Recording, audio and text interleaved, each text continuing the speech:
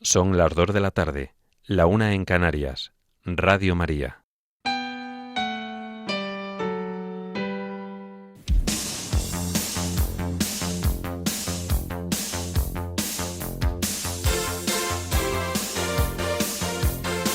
Servicios informativos de Radio María.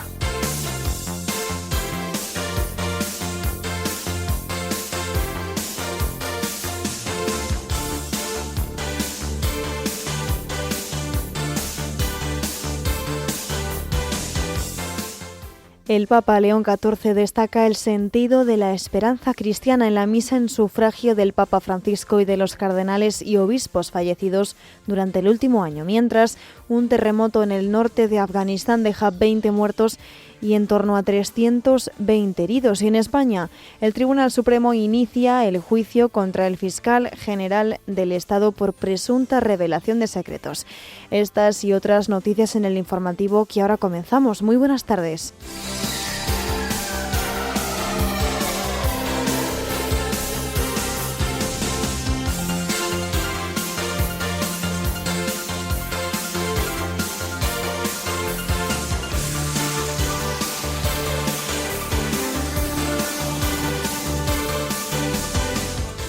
El secretario para las Relaciones con los Estados y las organizaciones internacionales del Vaticano visita Sri Lanka por los 50 años de relaciones diplomáticas con la Santa Sede. El arzobispo de Tokio alerta de las consecuencias del descenso de la natalidad en Japón.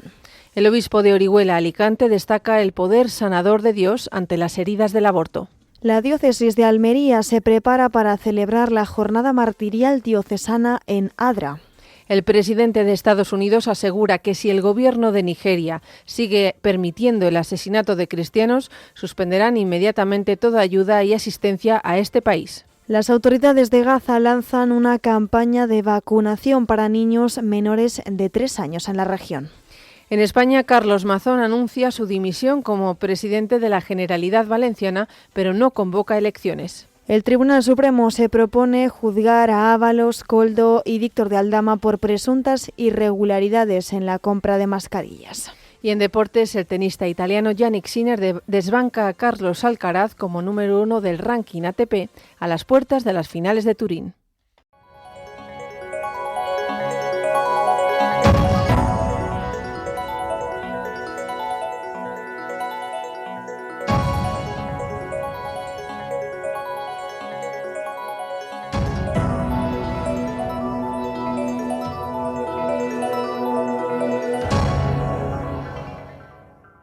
El Papa León XIV ha presidido esta mañana la Santa Misa en sufragio del Papa Francisco y de los 8 cardenales y 134 obispos fallecidos durante este último año. Esta Eucaristía se ha celebrado en la Basílica de San Pedro del Vaticano. El pontífice ha centrado su homilía en la esperanza cristiana, recordando que esta no defrauda y que es don y gracia que permite no desanimarse ante la muerte.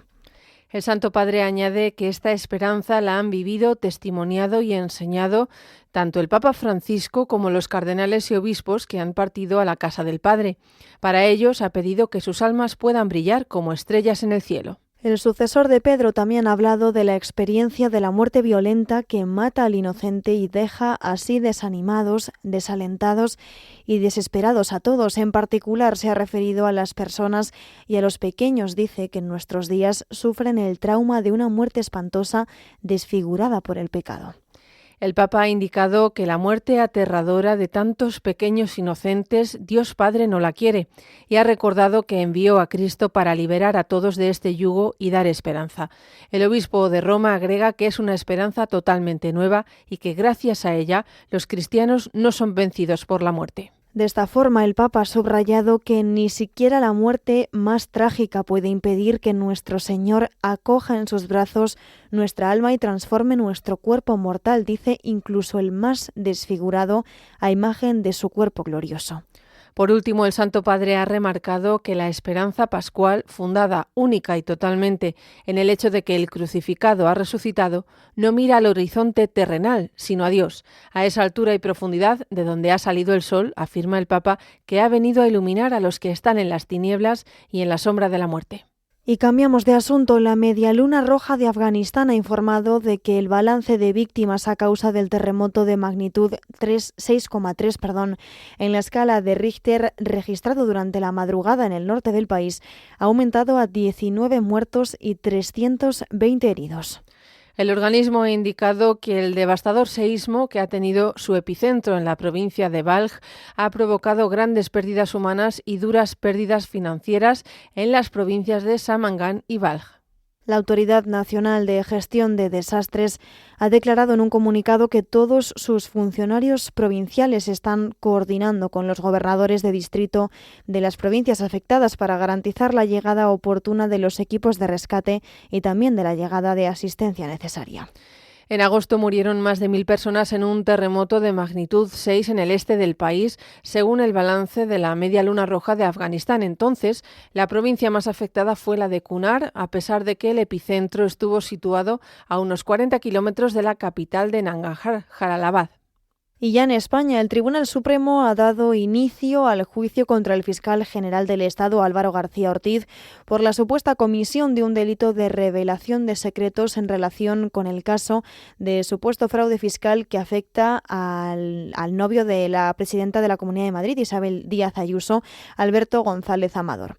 El jefe del Ministerio Público, el fiscal general, se enfrenta a penas de hasta 6 años de cárcel e inhabilitación para ejercer su cargo. En el inicio de la vista oral, el fiscal general del Estado ha negado ser autor de este delito de revelación de secretos del que se le acusa. Tras ello, han iniciado las cuestiones previas del juicio. La abogada del Estado, Consuelo Castro, ha solicitado excluir por nulo el material incautado durante la entrada y registro del despacho del fiscal general y las diligencias basadas en dicha intervención, como por ejemplo el volcado de los dispositivos electrónicos. La defensa ha aprovechado para aportar un informe pericial, que se negó en instrucción, que, según ha explicado, acredita que es imposible saber qué mensajes fueron borrados el 16 de octubre del año pasado. Y es que ese día, según la Guardia Civil, el fiscal general borró el contenido de su teléfono móvil hasta 2 veces.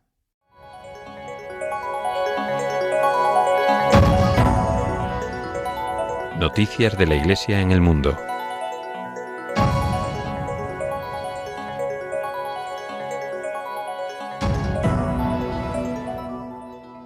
El secretario para las Relaciones con los Estados y las Organizaciones Internacionales de la Santa Sede, Monseñor Paul Richard Gallagher, comienza hoy su visita oficial a Sri Lanka con motivo del 50 aniversario de las relaciones diplomáticas con el Vaticano. Este viaje, que se va a desarrollar hasta el domingo, pretende reafirmar el compromiso compartido en favor de la paz y de la cooperación. Hoy está previsto un encuentro con la primera ministra del país, Harini Amarasurilla. Mañana el representante de la Santa Sede se reunirá con el presidente Anura Kumara Dissanayake y con el ministro de Asuntos Exteriores, Vijita Erak. También mañana Monseñor Gallagher participará en una conferencia sobre la perspectiva y el compromiso de la Santa Sede con el diálogo y la paz, así como en la celebración del 50 aniversario de las relaciones diplomáticas entre ambas partes. El miércoles, el prelado va a visitar los sitios donde tuvieron lugar los atentados de Pascua del año 2019 que dejaron más de 250 víctimas. Posteriormente, Monseñor Gallagher celebrará una misa de acción de gracias en la Catedral de Santa Lucía de Colombo y se reunirá posteriormente con los miembros de la Conferencia Episcopal de Sri Lanka. El jueves están previstos encuentros con las autoridades religiosas de Malwata y Asgirilla, seguidos de una visita al templo budista de Kandy. El último día de su visita, el secretario para las Relaciones con los Estados acudirá al Seminario Nacional de Nuestra Señora de Lanka, donde se reunirá con los seminaristas y el personal académico. Mientras, en Japón, el arzobispo de Tokio, el cardenal Isao Kikuchi, ha advertido de los efectos sociales, económicos y pastorales que tiene el desplome demográfico en este país. El purpurado vincula este hecho a un cambio cultural y propone la inmigración y el apoyo a las familias como vías de posible solución. Así lo ha expresado el cardenal Kikuchi en una entrevista con el medio estadounidense Crux en el marco de los llamamientos del Papa León XIV para afrontar el declive de la natalidad en el mundo desarrollado. En este contexto, el arzobispo de Tokio ha descrito la situación demográfica japonesa como una emergencia silenciosa. Según el Ministerio de Salud, la tasa de natalidad en Japón cayó a 1,15 nacimientos por mujer el año pasado, el mínimo histórico desde 1899. En el terreno eclesial, el arzobispo de Tokio ha señalado que la Iglesia católica en Japón, minoritaria en el país, también está sufriendo las consecuencias de la baja natalidad. Con unos 440.000 católicos locales y cerca de 500.000 migrantes, la comunidad católica experimenta una disminución en las vocaciones y en la participación de jóvenes laicos. El cardenal Kikuchi agrega que muchas parroquias cuentan con sacerdotes de edad avanzada y que la vitalidad de las comunidades depende en gran parte de la presencia de católicos inmigrantes procedentes de Filipinas, Vietnam o Brasil. Más noticias. El Papa León XIV ha publicado hoy un quirógrafo que establece a San John Henry Newman como patrono de la Pontificia Universidad Urbaniana para que interceda, dice el pontífice, por esta institución académica y sea, para quienes se forman en ella, para el servicio misionero de la Iglesia, un modelo luminoso de fe y de búsqueda sincera de la verdad. El documento está firmado el 1 de noviembre, solemnidad de Todos los Santos, coincidiendo con la proclamación del cardenal inglés como doctor de la Iglesia en el marco de la misa celebrada en la Plaza de San Pedro con motivo del Jubileo de la Educación. Este texto indica que se tomó en consideración la solicitud del cardenal Luis Antonio Tagle, gran canciller de la Pontificia Universidad Urbaniana, a propuesta del profesor Vincenzo Bonuomo, delegado pontificio de la universidad, con la autoridad y poderes de rector.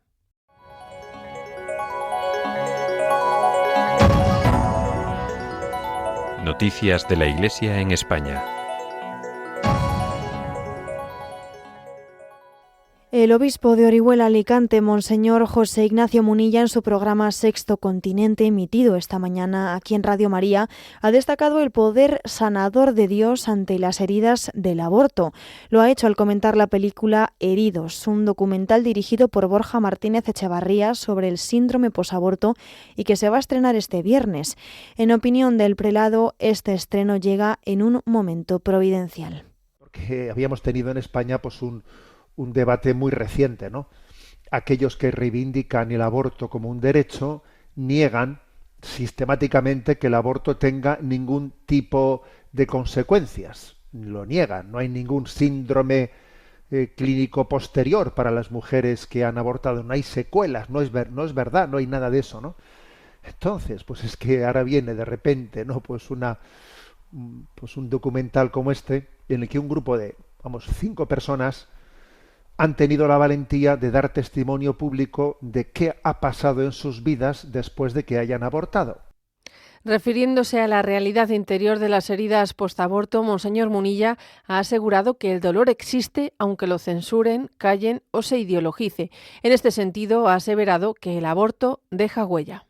Ninguna ideología puede tapar el grito silencioso de tantas conciencias heridas.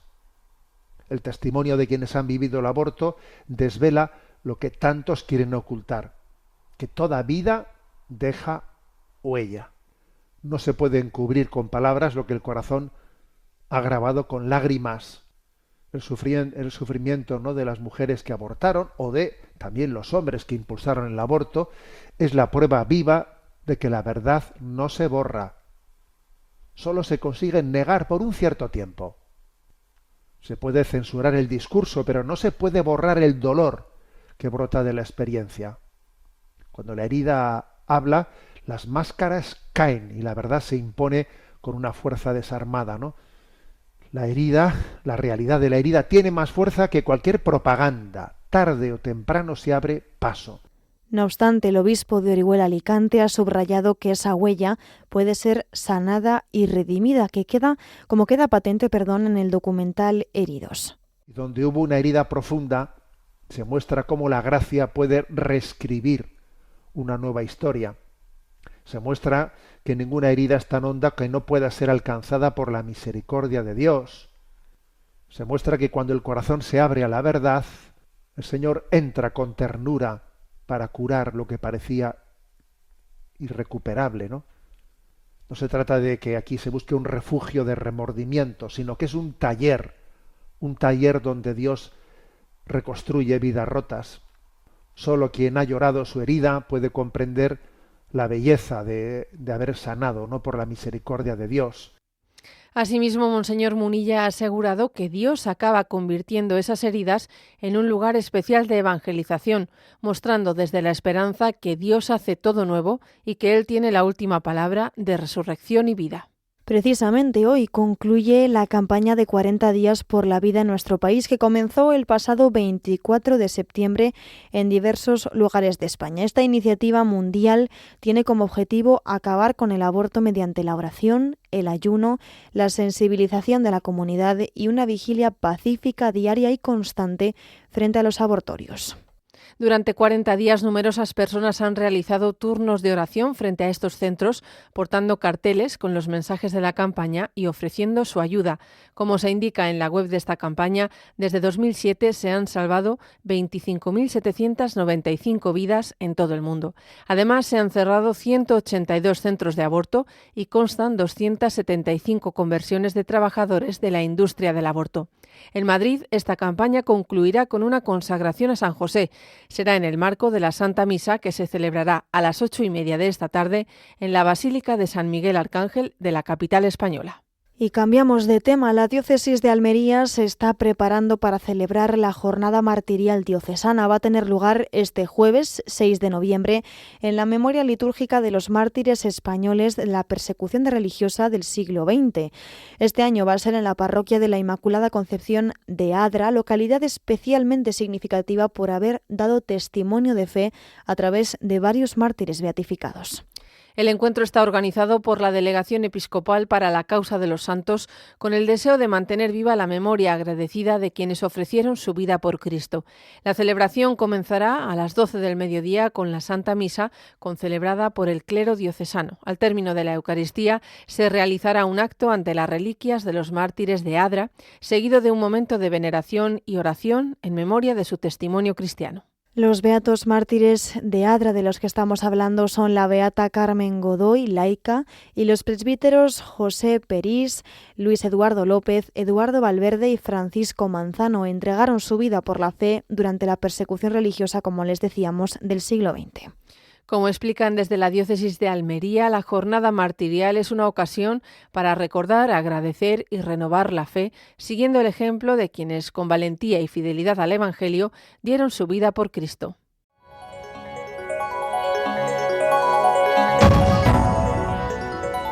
Información internacional.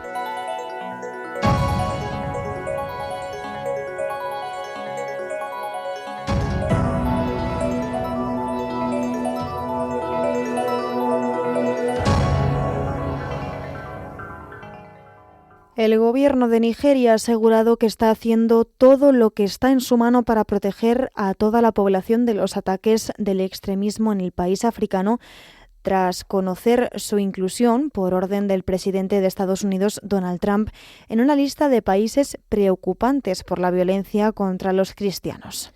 En un mensaje publicado en su plataforma Truth Social, Donald Trump ha asegurado que si el gobierno nigeriano sigue permitiendo el asesinato de cristianos, Estados Unidos suspenderá inmediatamente toda ayuda y asistencia a Nigeria. Además, ha asegurado que es muy posible que entre en ese país para acabar con los terroristas islámicos que están cometiendo, ha dicho, estas horribles atrocidades. Además, el presidente de Estados Unidos ha ordenado al Departamento de Guerra que se prepare para una posible acción.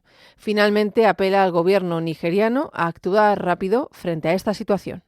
Y cambiamos de asunto. La presidenta de Tanzania, Samia Suluhu Hassan, ha tomado posesión para un segundo mandato después de jurar el cargo en una base militar de la capital del país, Dodoma. Ha sucedido en medio de las tensiones por la represión de las protestas desatadas tras la votación, en la que se hizo con más del 97,6% de los votos ante la ausencia de rivales de peso por la eliminación de las candidaturas de los principales opositores.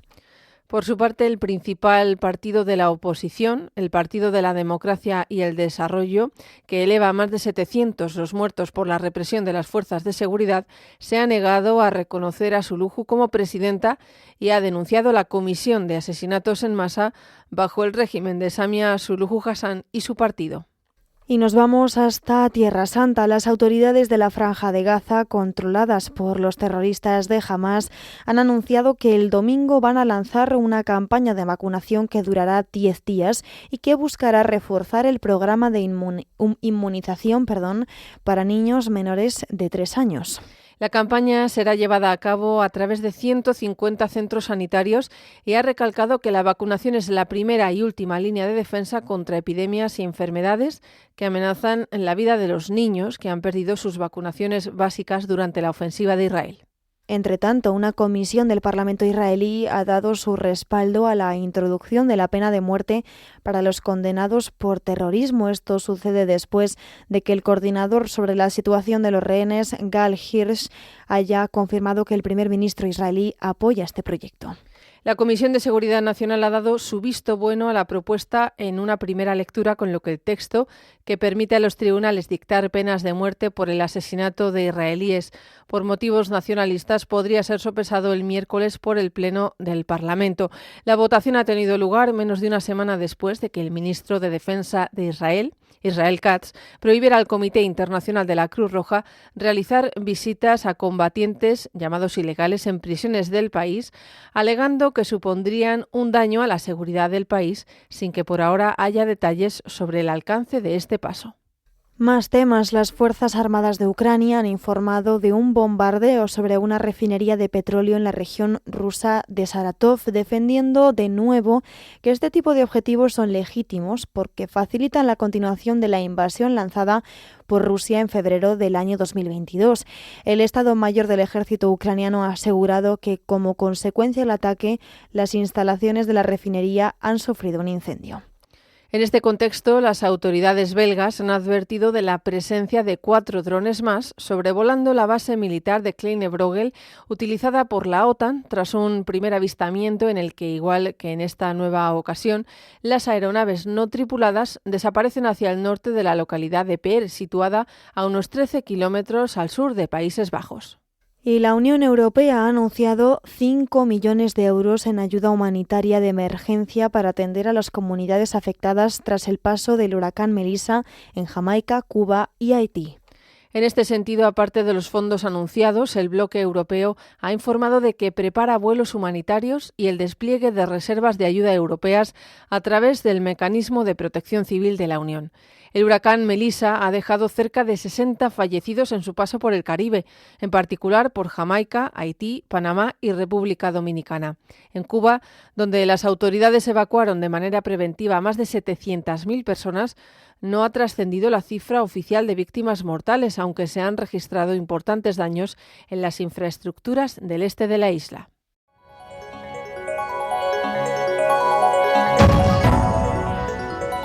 Información nacional.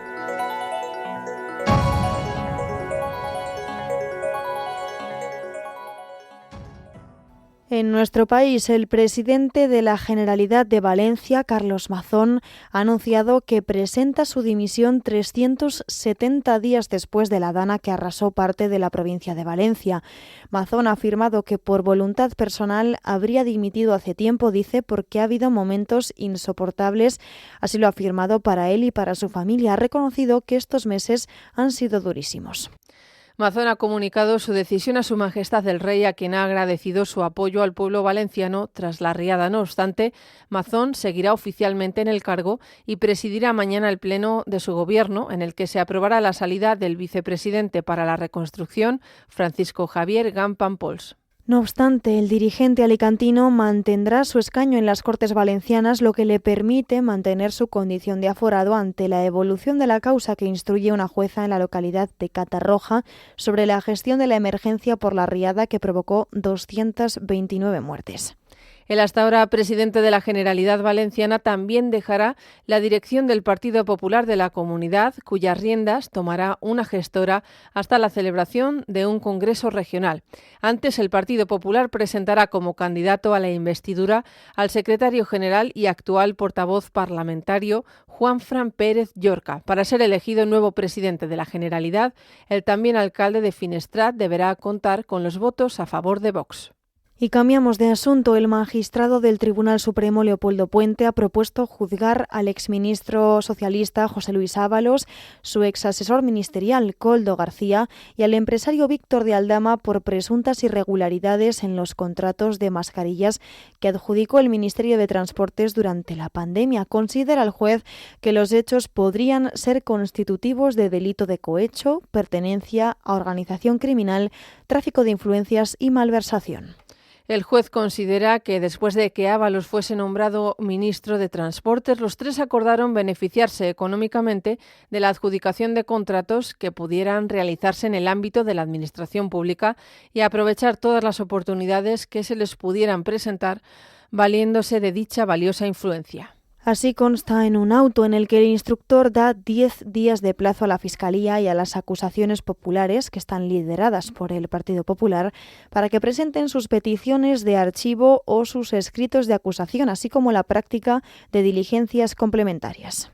El juez Leopoldo Puente sostiene que existen indicios muy consistentes de que Víctor de Aldama hizo entregas de sucesivas cantidades de dinero a los también investigados José Luis Ábalos y Koldo García, al fin y con el propósito de que por estos mismos se efectuaran actos contrarios a los deberes inherentes a sus respectivos cargos públicos. De igual forma, el juez asegura que también hay indicios de que Ábalos y Koldo recibieron dichas retribuciones económicas en ejecución del proyecto delictivo, así lo afirma, que a todos les unía y como contraprestación a dichas conductas desleales. Y cambiamos de asunto. El Partido Socialista ha presentado en el Congreso de los Diputados una proposición de ley orgánica de reforma del Código Penal para que los jueces puedan ser apartados en caso de haberse posicionado políticamente en contra de las instituciones públicas y también de sus representantes. En su reforma, los socialistas incluyen una nueva causa de abstención y recusación para dar cabida a actuaciones que lleven a cabo jueces y magistrados en su calidad de representantes de un poder del Estado que puedan afectar, según afirman, a su apariencia de imparcialidad. En concreto, las causas para apartar a jueces y magistrados vendrían dadas cuando, por ejemplo, realicen manifestaciones públicas invocando su condición o sirviéndose de ella contra acusaciones desarrolladas por autoridades o funcionarios públicos, sindicatos, asociaciones u otras entidades públicas o privadas que sean parte en el procedimiento, así como, por ejemplo, también dirigirse a ellos de forma privada con tal finalidad o participar en actos o concentraciones con el mismo objetivo. Esta proposición de ley también busca derogar el artículo 525 del Código Penal que hace referencia al delito contra las ofensas religiosas. En concreto, pide acabar con la pena de multa de 8 a 12 meses a quienes, para ofender los sentimientos de los miembros de una confesión religiosa, hagan públicamente, de palabra, por escrito o mediante cualquier tipo de documento, escarnio de sus dogmas, creencias, ritos o ceremonias, o vejen también públicamente a quienes los profesan o practican.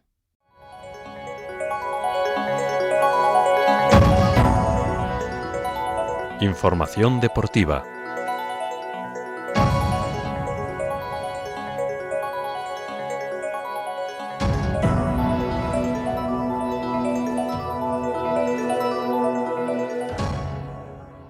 Hoy en Deportes les hablamos de tenis. El italiano Jannik Sinner ha recuperado el puesto número 1 del ranking ATP después de imponerse ayer en el torneo de París, su último Masters 1000 de la temporada, una competición en la que Carlos Alcaraz, segundo en el ranking, cayó eliminado en su debut de segunda ronda ante el británico Cameron Norrie.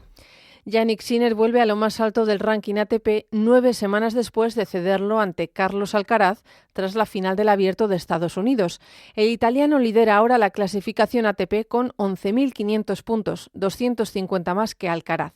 Unos resultados que hacen que Sinner llegue a las finales de la ATP, que se disputan en Turín del 9 al 16 de este mes, como número 1. Carlos Alcaraz, sin embargo, podría recuperar la primera posición del ranking. Para ello necesita ganar 3 partidos en Turín, ya sean los 3 de la fase de grupos o 2 de la fase de grupos y la semifinal.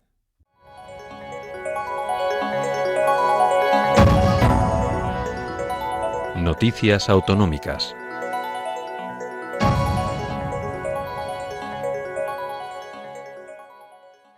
Nos vamos a ir ahora mismo hasta la Comunidad Foral de Navarra. Allí la Catedral de Pamplona ha recreado, 186 años después de su pérdida, 2 de los 6 gigantes que antaño tuvo, reconstruidos y recuperados ahora dentro de un proyecto turístico-cultural de carácter interdiocesano conocido con el nombre de Expedición 4.1 al Medievo.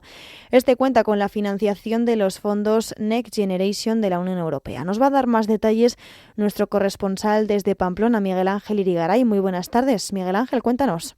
Hola, muy buenas tardes. Efectivamente se trata de los gigantes bautizados entre comillas con los nombres de Alejandro y Helena, que representan a los reyes de Occidente, las primeras 2 figuras de las 6 que antaño tuvo la Catedral de Pamplona, que luego se perdieron y que encarnaban a monarcas occidentales, turcos y moros. El presidente de la Fundación Occides, la del Museo Catedralicio Ideam de la Catedral Pamplonesa, el padre Carlos Ayerra, ha explicado que esta acción, con un coste de unos 100.000 euros, está englobada, como decíais, dentro del proyecto Expedición 4.0 al Medievo, un programa turístico y cultural en el que participan las archidiócesis de Toledo, Granada, Burgos y Pamplona-Tudela, y las diócesis de Bilbao, Plasencia, Jaca y Barbastro-Monzón, cuyo objetivo es ofrecer una experiencia turística con una visión contemporánea sobre el patrimonio religioso, profundizando en su recuperación y divulgación.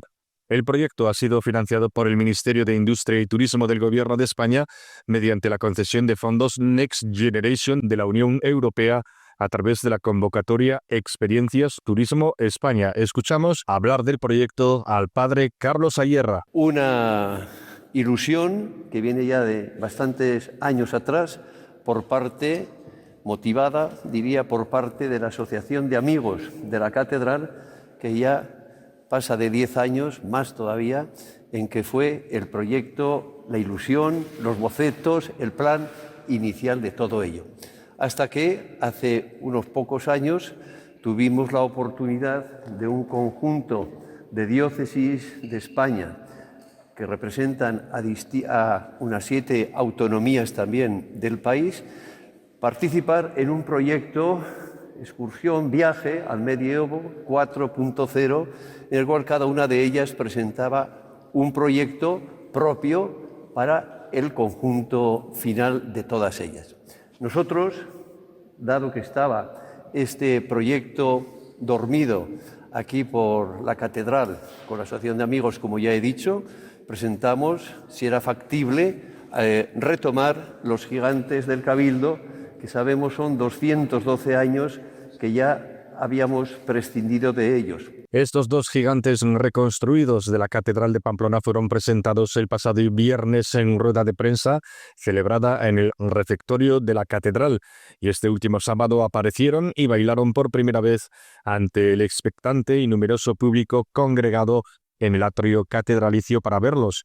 Las figuras recibieron la bendición del arzobispo de Pamplona-Tudela, Monseñor Florencio Rosselló. Dios, fuente de toda alegría, tú que te complaces en la alegría de tu pueblo y haces de la cultura un puente para la fraternidad, mira con bondad estos gigantes que hoy presentamos ante ti. Bendice estas figuras y haz que al recorrer nuestras calles suscite gratitud por nuestra historia, respeto entre vecinos y alegría cristiana. También les contamos que la anunciada presencia del comunicador y activista Vito Quiles en la Universidad de Navarra para un acto que no llegó a celebrarse al no poder garantizar la policía su seguridad ha sido motivo de violentas algaradas protagonizadas en Pamplona por cientos de encapuchados de la izquierda que se enfrentaron con graves disturbios y destrozos a las fuentes policiales. Cuéntanos algo más sobre esto, Miguel Ángel. Sí, así es, un episodio que ha hecho recordar la Kale Borroka que creíamos ya superada y que se ha revivido con la excusa de luchar supuestamente contra el fascismo, eso sí, con métodos que en opinión bastante extendida pecan de lo mismo que en principio dicen combatir.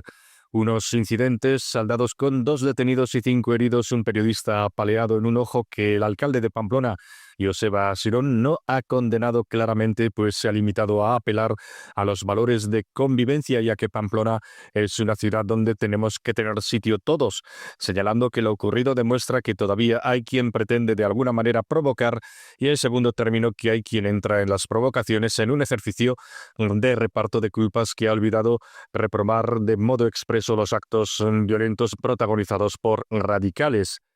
Comentamos también en otro orden de cosas que la Policía Nacional ha detenido en Madrid a un hombre que cometió una estafa mintiendo a una congregación religiosa navarra para que le enviara dinero, en concreto 3.000 euros, haciéndose pasar por el vicario general de la diócesis con la excusa de que éste disponía de una donación de 25.000 euros para aquella comunidad, pero que para disponer de ella las religiosas debían abonar primero 3.000 euros en concepto de comisión bancaria a un número de cuenta facilitado por el ladrón.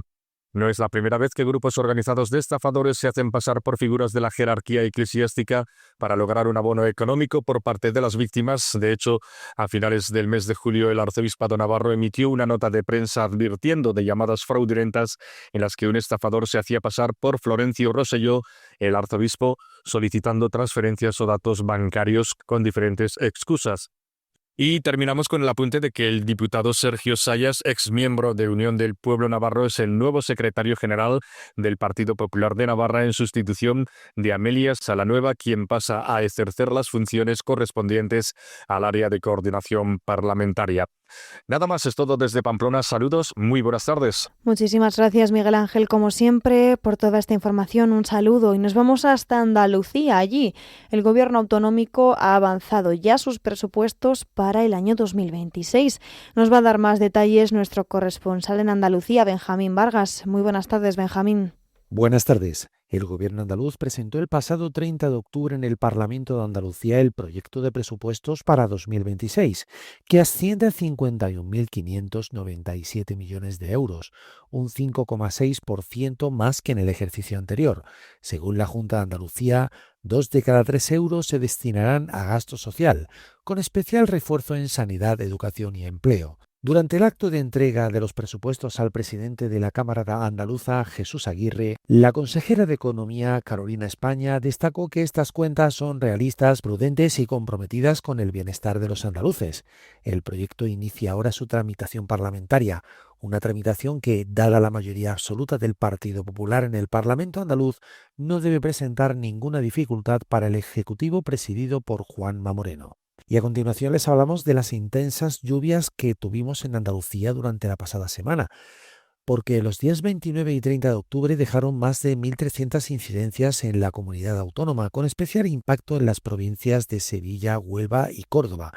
En la capital hispalense, donde cayeron más de 100 litros por metro cuadrado, se anegaron calles del centro y barrios como el Cerro del Águila y el Aljarafe, provocando cortes en el metro, cercanías y fuertes retenciones en los accesos a la ciudad. En Huelva, el temporal causó evacuaciones escolares, cortes de carreteras y activó la fase 1 del plan de emergencias por inundaciones.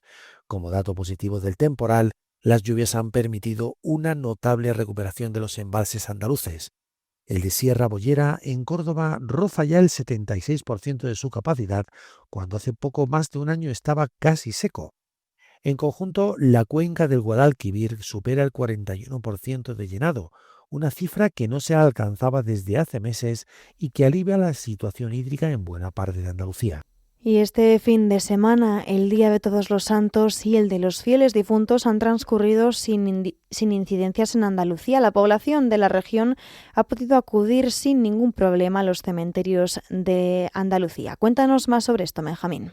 Así es, miles de andaluces visitaron este fin de semana los cementerios con motivo de la festividad de Todos los Santos y la conmemoración del Día de los Difuntos. En ciudades como Granada, Sevilla o Málaga, los ayuntamientos ampliaron horarios y reforzaron los servicios de limpieza, transporte y atención sanitaria en los camposantos andaluces. También se celebraron misas y actos de recuerdo, manteniendo viva la tradición cristiana de rezar por los fallecidos. Un ejemplo de ello tuvimos en el cementerio de Granada, el concierto Un paseo entre notas y recuerdos. Las autoridades valoran positivamente la afluencia y el respeto mostrado en toda Andalucía.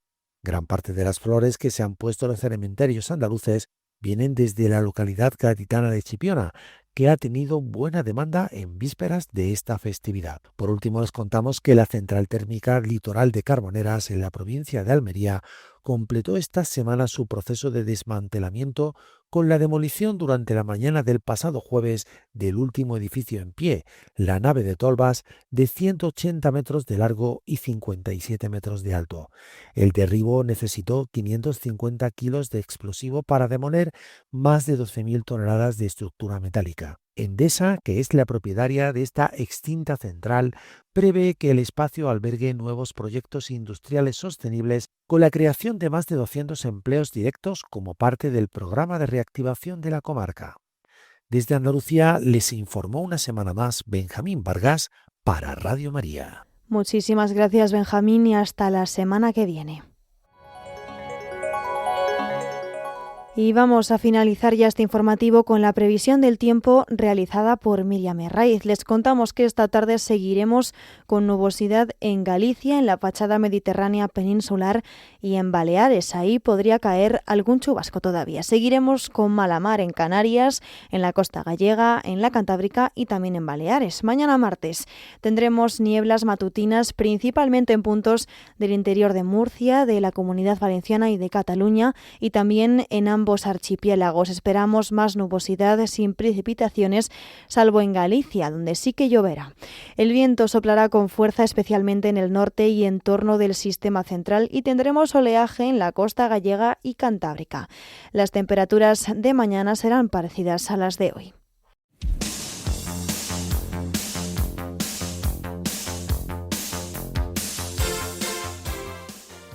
Esto ha sido todo por ahora. Los hemos acompañado en la redacción Cristina Abad y José García, y en los micrófonos Marta Troyano y Paloma Méndez. Tendrán más noticias a las 10 de la noche, las 9 en Canarias.